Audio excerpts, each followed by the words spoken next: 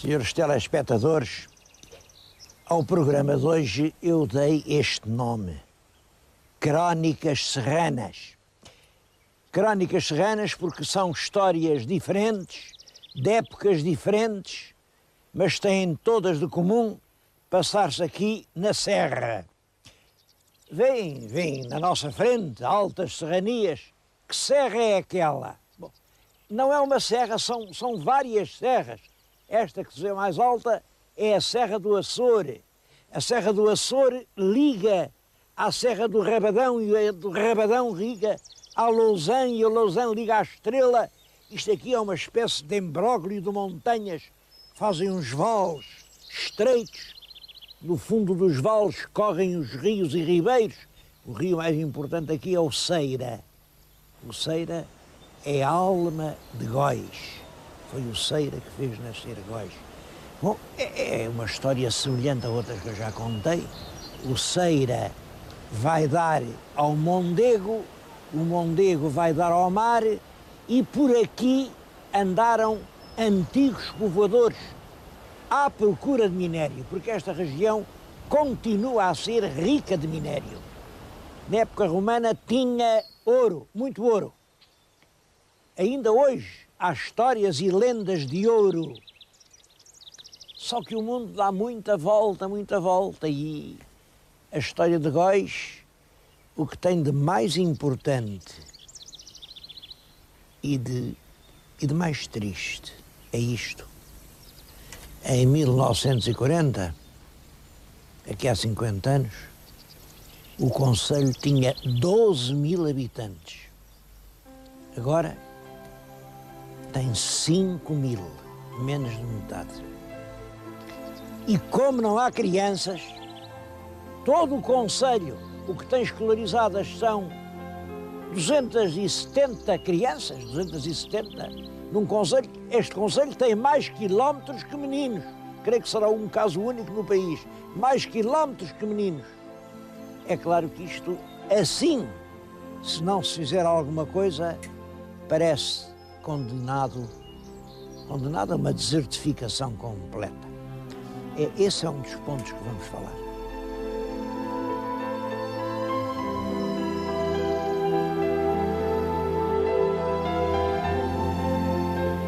O monumento artístico mais importante da Vila de Góis é claro que é o grande túmulo de Luís da Silveira.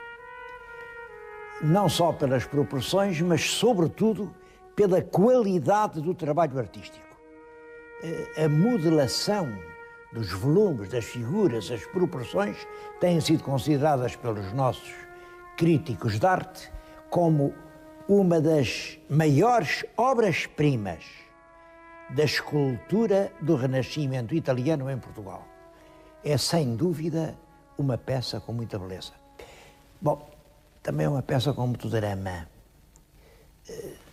Eu estou junto dele. Cavaleiro foi realmente um homem injustiçado pelo seu tempo. Era a ele que o Dom João III devia um apoio enérgico. E, apesar disso, o Dom João III mandou-o para a corte, como embaixador, para a corte do Carlos V, e quando ele voltou, expulsou-o praticamente de Lisboa, e o Luís da Silveira vem-se aqui meter na Vila de Góis. Era dele, a vila era dele, já tinha sido do trisavô dele. Dizia eu que aquele túmulo que está em frente era do seu trisavô. E foi Luís da Silveira quem mandou fazer o túmulo, deu instruções minuciosas e reparem, o cavaleiro está realmente vestido com as armas de guerra, mas tirou o elmo, tirou as grandes manápolas de ferro, colocou-as no chão e está joelhado diante de um livro, que está a ler o livro, e o que o livro diz é um apelo a Deus: Senhor, Senhor, vinde em meu auxílio. Na corte não havia lugar para ele. Um outro político, aliás, também hábil, Dom António da Taíde, que foi conde da Castanheira, conseguiu enfim, infiltrar-se na grande confiança de Dom João III. Dom João III era um príncipe fraco, era um homem que se deixava inteiramente dominar pelos validos. Os validos eram as pessoas que, enfim, dirigiam o espírito do rei. Toda a gente pensava que o grande valido de Dom João III iria ser este, Luís da Silveira, um intelectual, um erudito, um grande político, um homem com verdadeiro pino para as coisas públicas, mas não foi. Dom João III esqueceu, condenou este semi-exílio e substituiu-o pelo Conde da Castanheira. É essa imagem aqui do homem que não teve lugar na corte, apesar de todo o seu merecimento, que ele se fez representar aqui, e é isso, é esse o sentido do túmulo de Góis.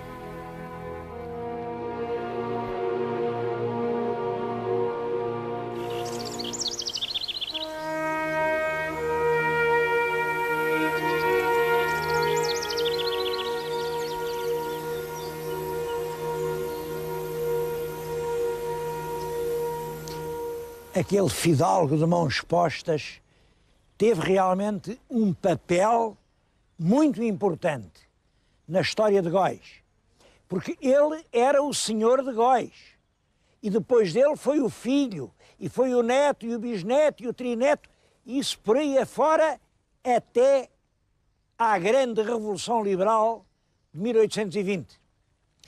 E eu acho que uma das grandes originalidades da história de Góis é exatamente esta. A partir de 1820, Góis tem um senhor novo, e esse senhor é o papel. Tenho na mão,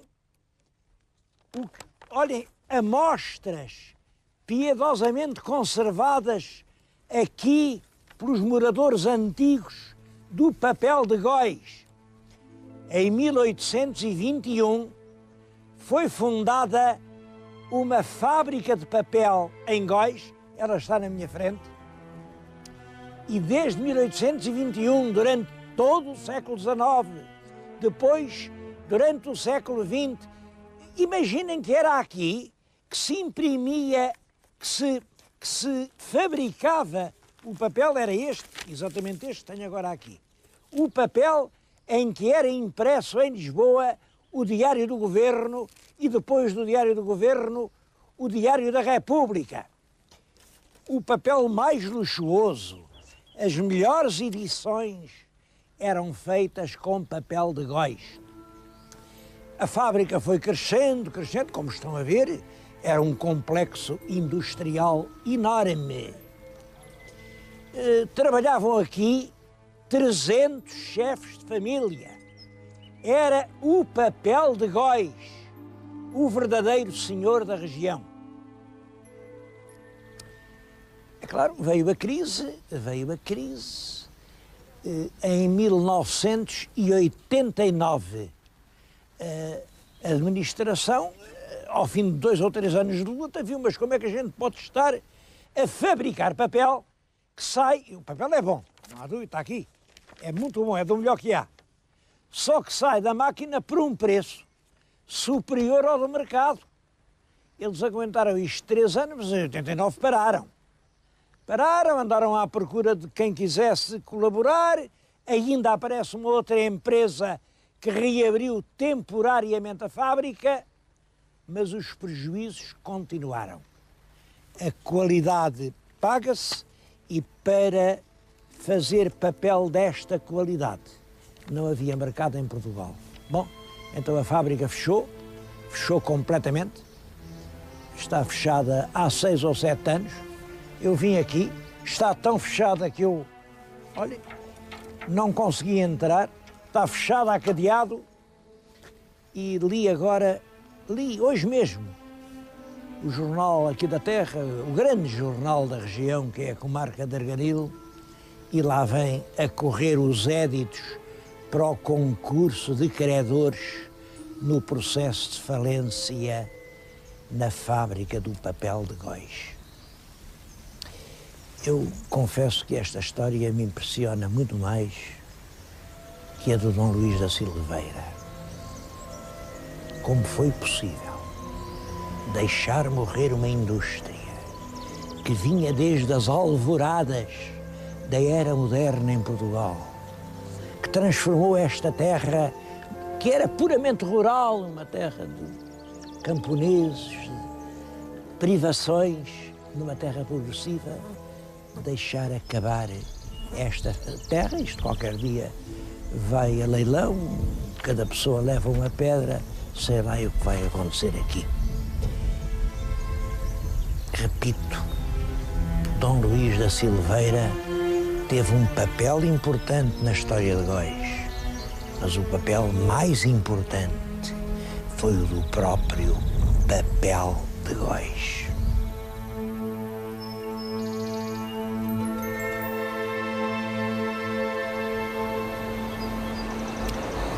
Eu confesso que me entristece este triste fim da fábrica de papel de Góis.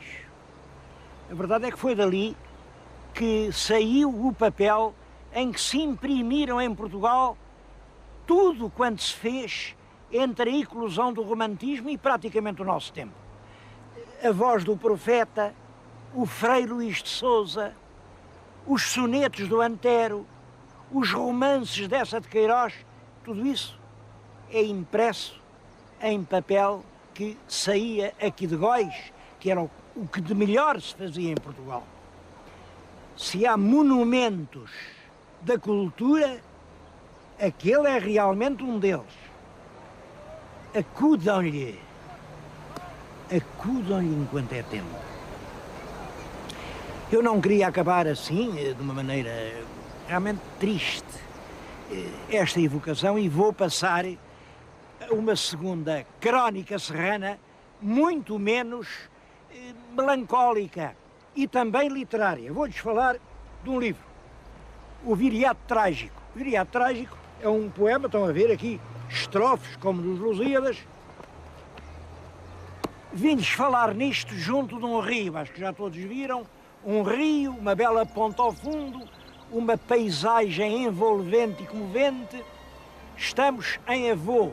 Avô é uma das mais belas vilas da Beira.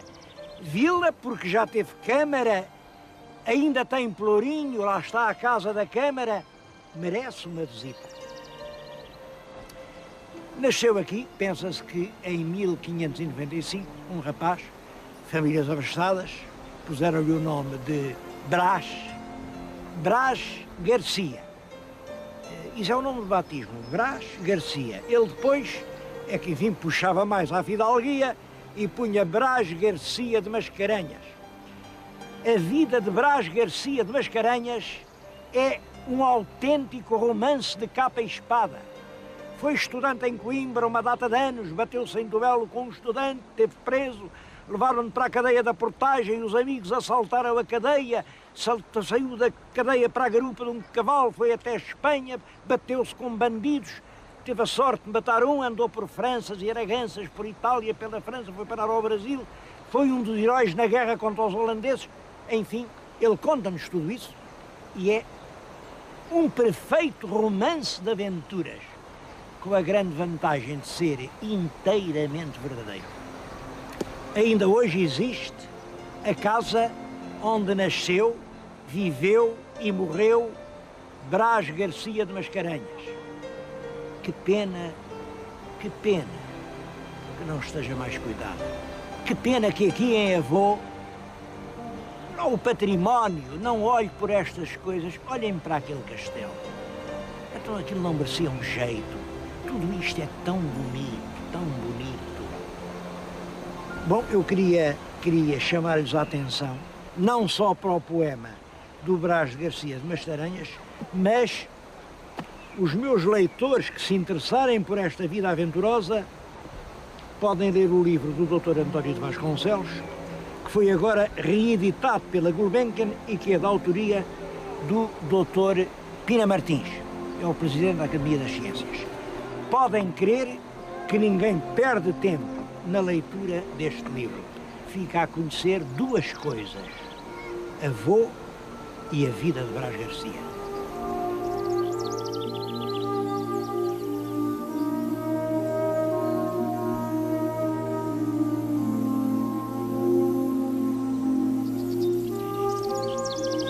Guardei a terceira crónica serrana aqui para o coração das serras.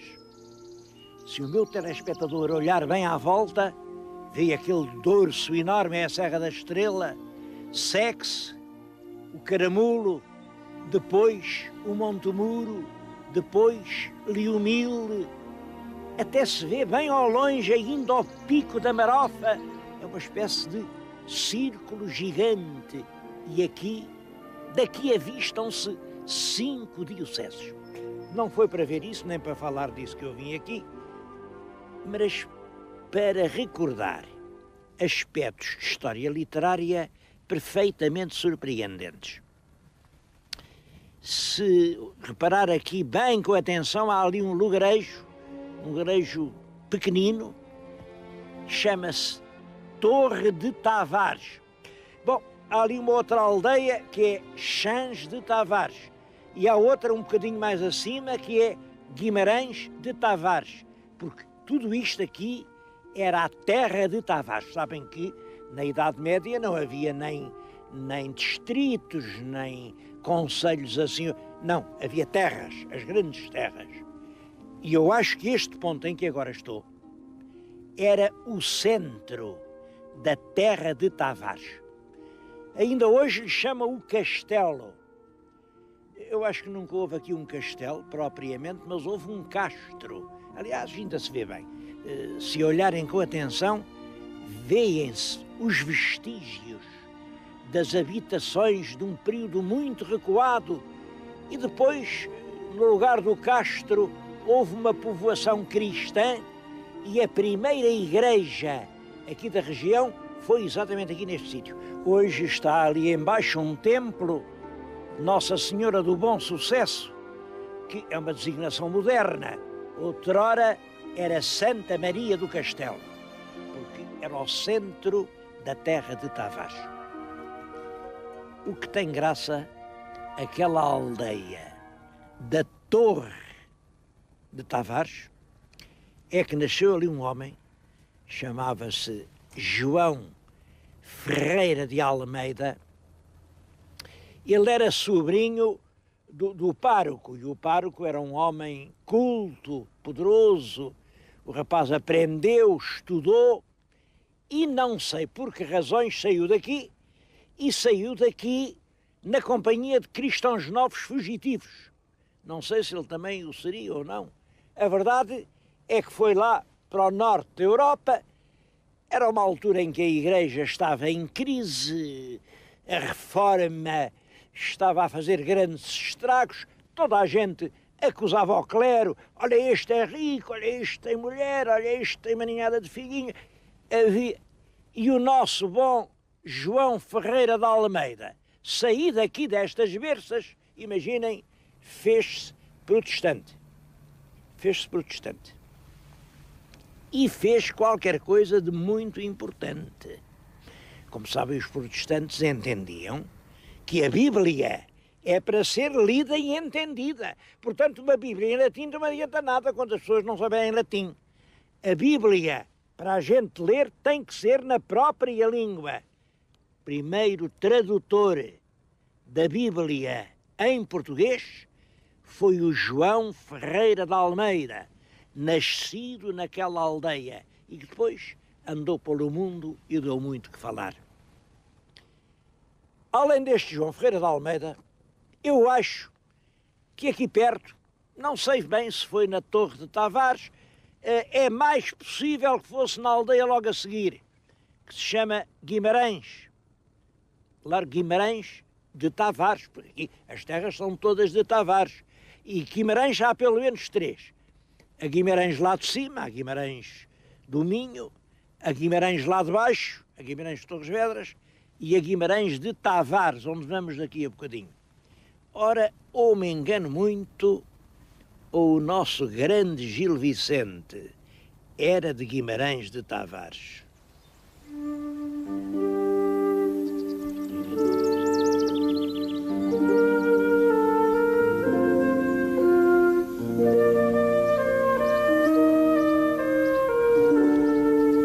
Realmente não temos documento nenhum que prove que ele nasceu aqui ou ali. Ele mesmo, a certa altura, há um auto em que diz onde nasceu. Diz que nasceu na Pederneira e que a mãe era parteira e o pai era albardeiro. É evidente que ninguém acredita nisso, porque, é claro, filho de uma parteira e de um albardeiro, tudo isto é uma história para fazer rir as pessoas. É certo que um genealogista ilustre, já dos fins do século XVI, o Dom António de Lima, disse ele nasceu em Guimarães. Bom, e é com base nisso que se diz, bom, ele será de Guimarães.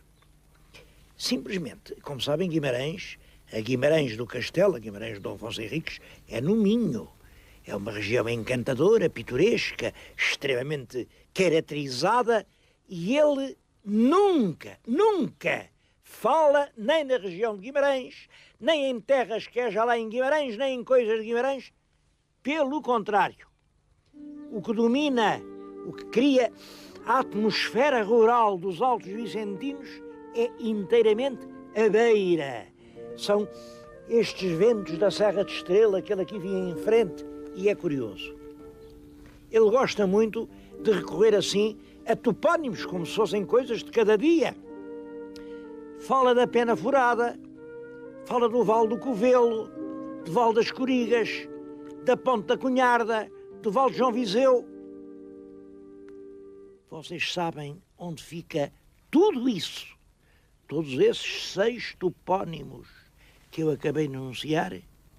Tudo isso fica em Guimarães, sim, mas em Guimarães de Tavares. É claro que isto não é uma prova definitiva, há quem não aceita esta tese, mas é preciso concordar que é muita coincidência. Então, assim, as 6 expressões que ele foi inventar, vindas lá do fundo da sua memória infantil, é tudo, aqui na mesma freguesia. Guimarães de Tavares? Creio que sim. Há todas as razões para pensar que foi aqui que ele nasceu. Há todas as razões para acreditar que foi aqui que ele estudou. Olha, no mesmo sítio onde estudou o tal protestante, as crianças recebiam uma boa instrução, e é possível que tenha sido aqui, na terra de Tavares, que Gil Vicente tenha aprendido as suas primeiras letras. Eu não sei em que sítio, em que casa, certamente uma pobre casa da aldeia. Agora, uma coisa é certa. Uma casa que já existia quando ele por aqui andou, pequenino, era esta em que lhe estou a falar. Estou a falar na casa que se chamava antigamente do Bem Viver. É uma casa já com raízes do século XIII ou XIV. Portanto, quando Gil Vicente viveu, já esta casa era velha. Vale a pena dar uma vista de olhos lá por dentro.